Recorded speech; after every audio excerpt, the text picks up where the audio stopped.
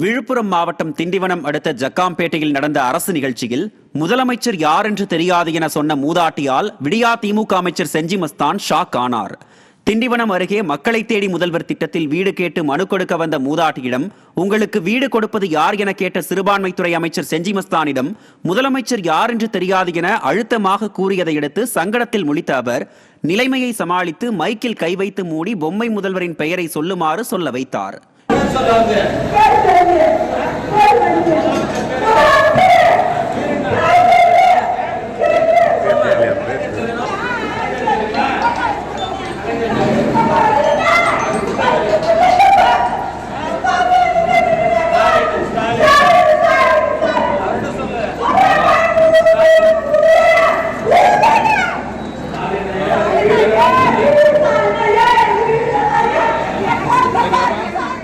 விளம்பர மாடல் திமுகவின் சாதனைகளில் இதுவும் ஒன்றா என அங்கிருந்த பொதுமக்கள் கேள்வி எழுப்பினர்.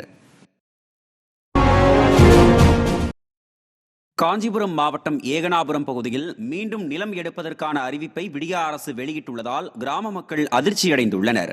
பரந்தூரில் சுமார் 5300 ஏக்கர் பரப்பளவில் மிகப்பெரிய விமான நிலையம் அமைக்கப்படுவதற்கான ஏற்பாடுகள் மேற்கொள்ளப்பட்டு வருகின்றன.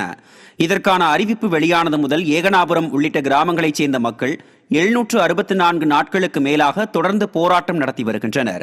இந்நிலையில் தமிழக அரசின் தொழில் முதலீட்டு ஊக்குவிப்பு மற்றும் வர்த்தகத்துறை தற்போது அங்குள்ள நிலங்கள் தேவைப்படுவதாக அறிவிப்பு வெளியிட்டுள்ளது. இது அப்பகுதி கிராம மக்களை அதிர்ச்சியில் ஆழ்த்தியுள்ளது.